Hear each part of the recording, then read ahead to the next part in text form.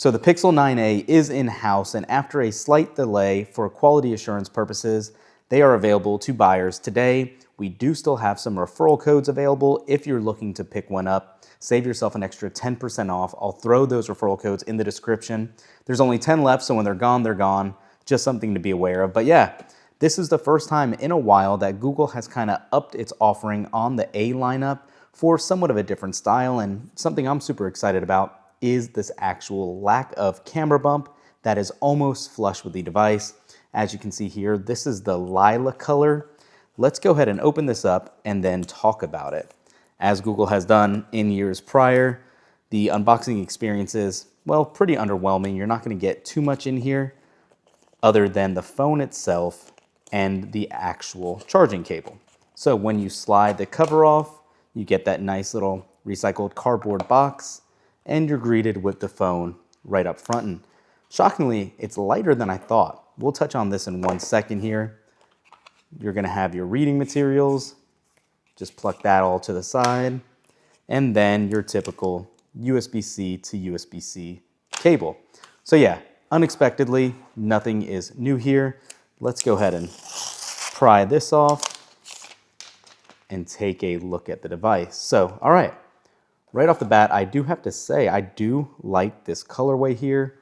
Pretty sharp, gives it another look than what we've seen recently in other flagship phones and even mid-range ones. But here you go, as we were talking about, look at that camera bump or lack of. I think this looks really, really good.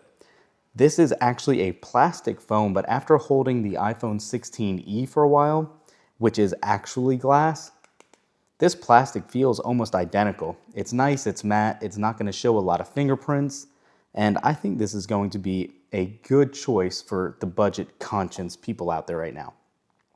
You do obviously have your SIM card spot at the bottom, USB-C port, speaker grill, front-facing camera, power button, volume slider, nothing on the left hand of the device, a speaker up top, or a microphone I should say, and obviously that dual camera setup we were just talking about. So let's go ahead and get this powered on and jump further in. So the Pixel 9a is Google's latest mid-range refresh that obviously got our attention a while ago before all the leaks started and the official announcement came about. This time, it's all about the new Tensor chip, the lower RAM, the great high refresh rate display, and even coming in at $499, we can't even say this is a budget device anymore. It is strictly in that mid-range category. And this year, you actually have a 259 gigabyte model as well that's priced at $100 more at $599. This does equate and really compare to the Pixel 8a in the 128 gigabyte format, but Google did give us that new Tensor G4 chip, the upgraded design language that we see, and tossed in a massive battery, swapped out the main camera for a new one, and added on several camera new features that the 8a doesn't have. You still have your dual camera setup, and this is a direct competitor who we think personally knocks it out of the park in comparison to its direct competitor, the iPhone 16e. So on paper, it looks like a solid upgrade, but actually how it performs could always be a different story. First things first, the hardware here feels great in the hand. I am a huge fan of this new design language and the flat camera module. That is a reoccurring theme you'll hear from us on this video. We got flat sides and it looks much more premium over what last generations did, including even the Pixel 9 series as a whole. It's made of aluminum, which adds a more premium touch, and then you have glass on both the front and the back. The purple version that we have here, it's called Iris. It looks amazing and keeps fingerprints away. It stays insanely clean from what we're used to. Instead of a camera bar here, obviously that stretches across the backside of the device, we got this little oval-shaped pill housing that's literally almost flat. It is still very much a Pixel 9, but the way Google made the camera blend into the body looks amazing. The overall size of the 9A is really good. It fits in your hand and easy to use as a one-handed device, and really is the same dimensions basically than the Pixel 9 and the Pixel 9 Pro. The hardware here clearly isn't as premium as the regular Pixel 9 series, but it is not far below it, and it's not something that really screams, oh, here's where they cut corners. It's not feeling cheap at all, and definitely has a great feel in hand. Battery life, thanks to that massive battery, it's actually the biggest battery of any phone they currently sell. It's 5,100 milliamp hours, and it's even bigger than the Pixel 9 Pro XL that comes in at 5,060 milliamp hours. Thanks to the large battery and the display that's very efficient since it's only 1080p, it lasts a really long time on a single charge. This display, since it is 6.3 inches POLED panel, it does have a refresh rate that varies between 60 Hz and 120. It has a much higher peak brightness than last generation's at 2700 nits, which was a weakness in the past of this series device, but it really does work very well. As you'd come to expect with the Tensor G4 chip, the actual performance is good enough to get you through every day-to-day task you might have, even though it is lacking a little bit in the RAM department, coming in at 8 gigabytes instead of the 12. You do have most of the Gemini and AI features, but not all of them.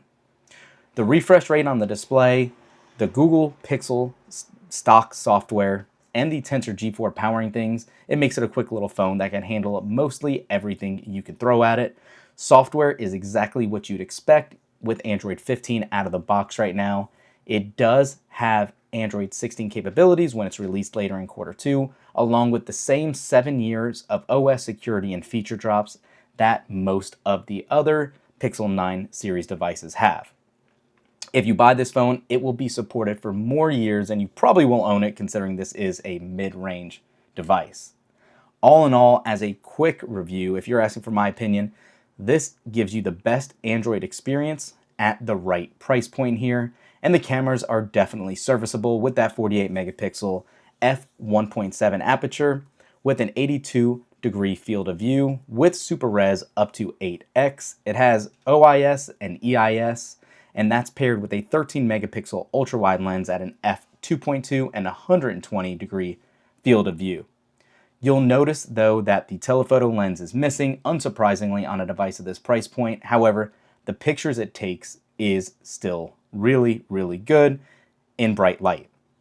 In video samples though, at night, it does kind of delay and really where you see it start to struggle. The haptics on this phone are actually surprisingly good as well. The optical fingerprint reader, and yes, I want to say that again, optical. So if you're in a dark room, it will light up the screen. It's bad, as you would expect, unfortunately. But again, it's kind of one of those give and takes for where Google cut costs here. And then with those missing AI features, since it only has 8 gigs of RAM, you do not have the ability to run Gemini in the background on the device. It doesn't have Pixel Screenshots app, and it can't bring up call notes and things of that nature. So just keep that in mind. But the price is fine for where it's at right now. As is typical with Google phones, there will be discounts in the very near future. They were already giving you a $100 store credit if you buy it right now through them. There's deals on Amazon and Best Buy also offering those discounts. Let us know in the comments below, what do you think about the Pixel 9a? Again, we do have a few of those referral codes left. If you use that, you can save an additional 10% off your purchase. So that's the new Pixel 9a from Google. What do you guys think? Comment down below. For a $499 price point, is it worth the investment to get an entry-level Gemini powerhouse from Google with a few gigs less of RAM, but reliability and great support for years to come? Let us know in the comments down below. Thanks for watching. We'll catch you in the next one. Peace.